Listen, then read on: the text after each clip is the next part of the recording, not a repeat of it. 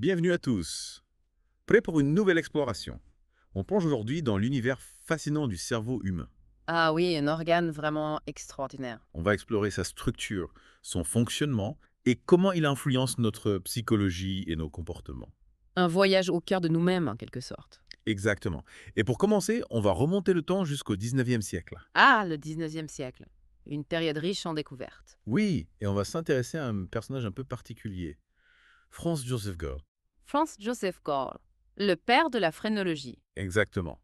Vous vous imaginez, à l'époque, on pensait pouvoir décoder la personnalité de quelqu'un en analysant la forme de son crâne. Incroyable.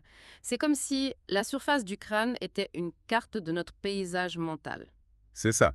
Gall était persuadé que chaque faculté mentale avait sa zone dédiée dans le cerveau et que la taille de ces zones se reflétait sur la forme du crâne. Donc, plus on avait une bosse prononcée à un endroit, plus la faculté mentale associée était développée. Exactement. On pensait pouvoir identifier les talents, les faiblesses, les prédispositions. Imaginez, juste en palpant le crâne. C'est assez osé comme théorie. Oui, on peut le dire. Et bien sûr, la phrénologie a été démystifiée depuis. Ah oui, on ne peut pas deviner la personnalité de quelqu'un en touchant son crâne. Non, heureusement. Mais malgré ses erreurs, Gall a eu une intuition intéressante. Laquelle? Il a compris que le cerveau n'était pas un organe uniforme, mais qu'il était composé de différentes zones spécialisées. Ah oui, l'idée de la localisation des fonctions cérébrales. Exactement. Une idée qui s'est avérée fondamentale pour la neuroscience moderne. C'est vrai, on peut dire que Gall a ouvert la voie, malgré ses dérapages. Absolument. Et pour illustrer cette notion de localisation des fonctions, on peut se pencher sur un cas qui a marqué l'histoire des neurosciences, et celui de Phineas Gage. Phineas Gage, l'homme qui a survécu à un accident incroyable. En 1848, il travaillait sur une voie ferrée quand une explosion a propulsé une barre de fer à travers son crâne.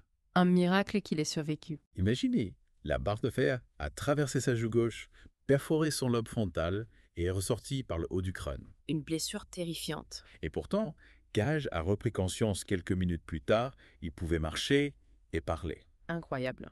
Mais, j'imagine qu'il a eu des conséquences. Oui, on raconte que sa personnalité a radicalement changé après l'accident. Ah oui, c'est célèbre ça. Avant, il était décrit comme responsable, travailleur, aimable. Après, il est devenu impulsif, irritable, incapable de tenir ses engagements. Comme si l'accident avait reconfiguré sa personnalité. C'est fascinant et effrayant à la fois.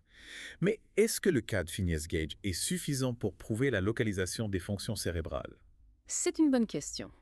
Le cas de Gage est souvent présenté comme une preuve irréfutable, mais la réalité est plus complexe. C'est-à-dire, Donc faux. On ne dispose que de témoignages subjectifs sur la personnalité de Gage avant et après l'accident. ah oui, donc difficile d'avoir une analyse objective. Exactement.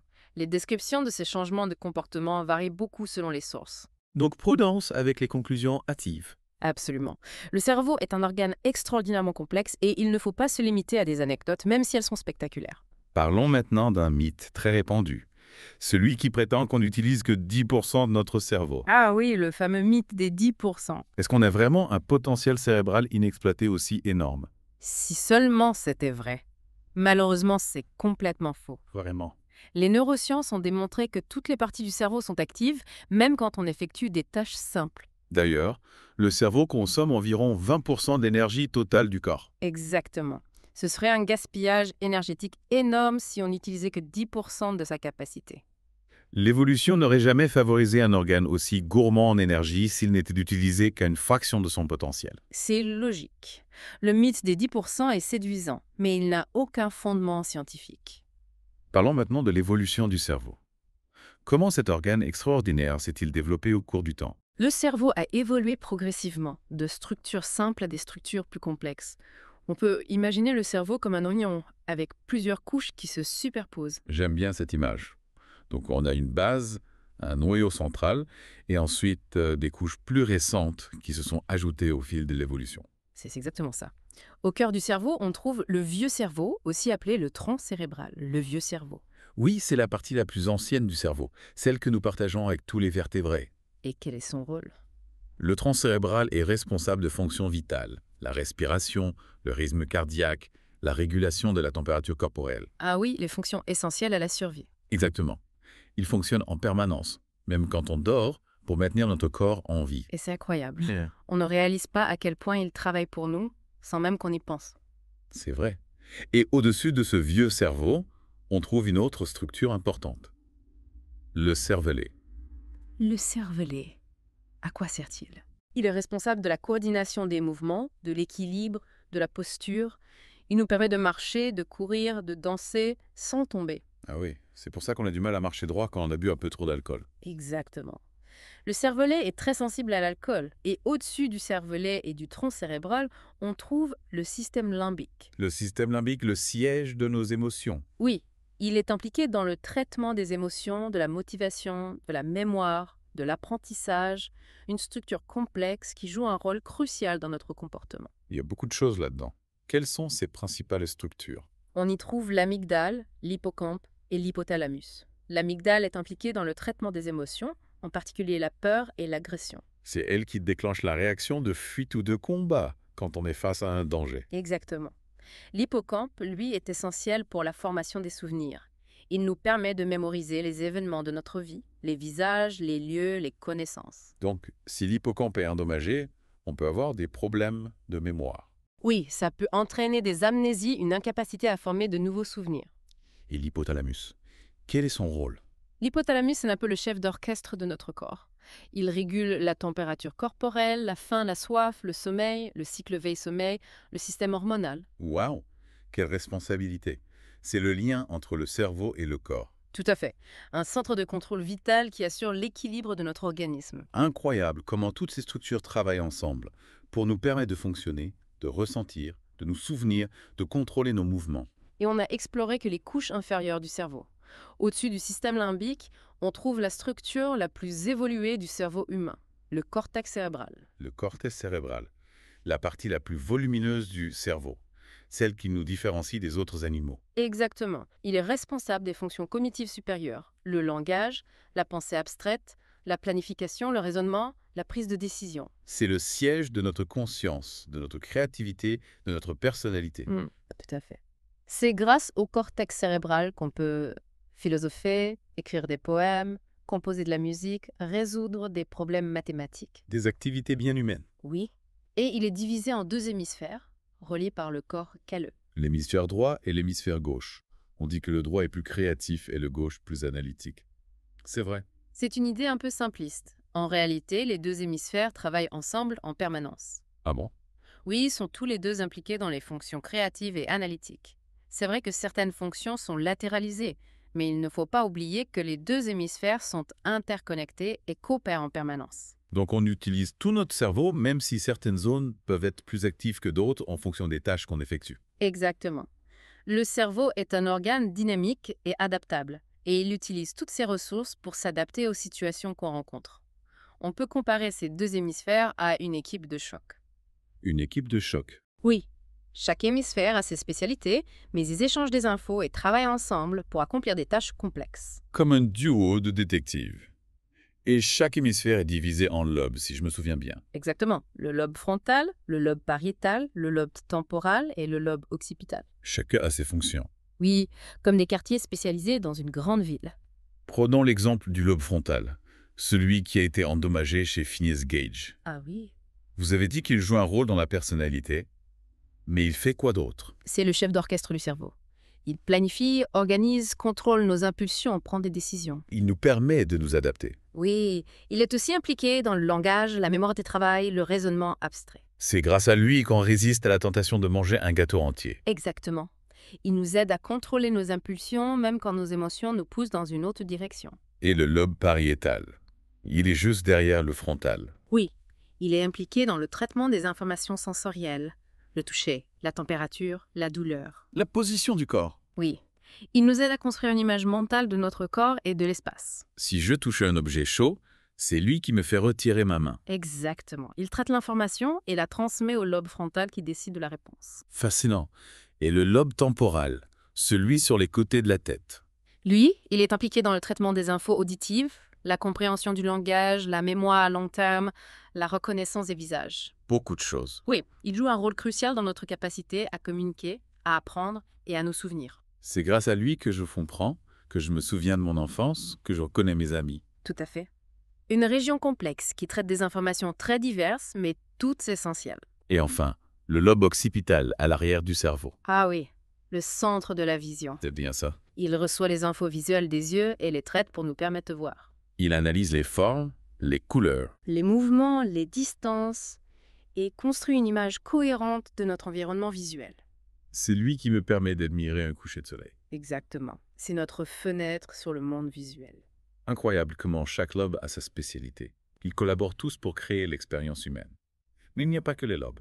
Il y a aussi les zones d'association. Ah oui, des régions du cortex qui ne sont pas directement impliquées dans le traitement sensoriel ou moteur, mais qui jouent un rôle dans les fonctions cognitives supérieures. C'était Elles intègrent les infos des différentes aires sensorielles et motrices et nous permettent d'avoir une vision globale. comme des chefs de projet. Oui, elles relient les infos, font des associations, raisonnent, planifient, prennent des décisions complexes. C'est grâce à elles qu'on apprend, qu'on crée. Exactement. Qu'on invente, qu'on donne du sens à notre expérience du monde. Une vraie symphonie d'informations dans notre cerveau. Avec des zones spécialisées qui traitent les données brutes et des zones d'association qui orchestrent le tout. Exactement. Le cerveau est extraordinairement complexe et dynamique. Et on est loin d'avoir percé tous ces mystères. C'est ça qui est passionnant. On découvre un nouvel univers à chaque fois qu'on n'en apprend plus. Absolument. Et justement, dans le prochain épisode, on va explorer comment le cerveau perçoit le monde extérieur à travers nos sens. La vision, l'audition, le toucher. Le goût, l'odorat. Préparez-vous à plonger dans le monde fascinant de la perception. On plonge tête première dans le monde de la perception. J'avoue, j'ai toujours été fasciné par ce processus. Comment le cerveau transforme des signaux sensoriels en expériences cohérentes du monde. Une question qui a occupé les philosophes et les scientifiques pendant longtemps. Et on a découvert que la perception, ce n'est pas passif du tout. Ah bon? Le cerveau ne se contente pas d'enregistrer comme une caméra, il interprète, organise, reconstruit pour que ça ait du sens pour nous. Donc on ne voit pas le monde tel qu'il est, mais plutôt tel que notre cerveau le perçoit. Exactement. Notre perception est influencée par plein de facteurs, les expériences passées, nos connaissances, nos attentes. Nos émotions. Oui, même. Et notre culture aussi. Incroyable.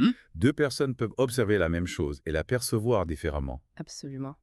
Comme avec une illusion d'optique, on peut regarder la même image mais avoir des perceptions différentes. Ah oui? Notre cerveau interprète en fonction de ses propres références. C'est ça. J'adore les illusions d'optique. Mais concrètement, comment ça marche? Comment le cerveau traite les infos sensorielles? Chaque sens a sa propre voie de traitement. Par exemple, la vision, ça commence dans les yeux. La lumière captée par la rétine. Oui, transformée en signaux électriques, transmis au nerf optique et hop, jusqu'au lobe occipital à l'arrière du cerveau. C'est lui qui analyse et nous fait voir. Oui, il est spécialisé dans le traitement d'informations visuelles. Il y a différentes zones pour les couleurs, les formes. Exactement. Mouvement, distance. Tout ça combiné pour créer une image cohérente. Et les autres sens. Le son, les odeurs, le goût, le toucher. Pour l'audition, les ondes sonores, captées par les oreilles, transformées en vibrations qui stimulent des cellules dans l'oreille interne. Et ensuite, Converties en signaux électriques, transmission par le nerf auditif, direction le lobe temporal. c'est lui qui s'occupe des sons. Il analyse tout. Fréquence, intensité, durée, localisation. C'est pour ça qu'on comprend la parole, qu'on apprécie la musique. Exactement. Et qu'on détecte les dangers. Et le toucher, l'odorat et le goût. Le toucher, c'est complexe. Il y a plein de récepteurs dans la peau pour la pression, la température, la douleur. La texture. Oui. Transmission au lobe pariétal, responsable de la perception tactile. Quand on caresse un chat, c'est lui qui nous fait ressentir la douceur. Tout à fait. Il est aussi impliqué dans la proprioception. Proprioception. La perception de la position de notre corps dans l'espace. C'est grâce à ça qu'on garde l'équilibre. Exactement. Et pour l'odorat et le goût. Ce sont des sens chimiques. Il détecte des molécules. Oui, dans l'air ou les aliments. L'odorat, traité par le bulbe olfactif, à l'avant du cerveau. Les molécules odorantes stimulent les récepteurs du nez. Et hop, au bulbe olfactif. C'est ça. Et le goût, détecté par les papilles gustatives sur la langue. Sucré, salé, acide. Amer, umami. Transmis au cortex gustatif, dans le lobe pariétal. C'est fascinant comment chaque sens a sa propre voix. Mais est-ce qu'il fonctionne de manière isolée? Pas du tout. Ils bossent ensemble pour nous donner une image complète du monde. On appelle ça l'intégration sensorielle. Intégration sensorielle. Par exemple, quand vous mangez une fraise, vous percevez son goût, mais aussi sa couleur, son odeur, sa texture. Ah oui, c'est l'intégration sensorielle qui nous donne cette expérience multisensorielle. Exactement. Le cerveau combine les informations pour créer une représentation riche et détaillée de notre environnement. Tout ça en permanence. C'est incroyable. On a exploré la structure du cerveau, les fonctions des lobes, les zones d'association, la perception sensorielle. Un sacré voyage. Un voyage extraordinaire au cœur de l'organe le plus complexe de l'univers. Et on n'a fait qu'effleurer la surface. C'est ça qui est passionnant. Plus on en apprend, plus on réalise à quel point c'est extraordinaire. Merci pour cette exploration. J'espère que nos auditeurs ont apprécié ce plongeon dans le monde du cerveau et de la perception. N'oubliez pas que le cerveau est en constante évolution. Continuez à apprendre, à explorer, à le stimuler et vous découvrirez de nouveaux horizons. À bientôt pour de nouvelles aventures au cœur du cerveau humain.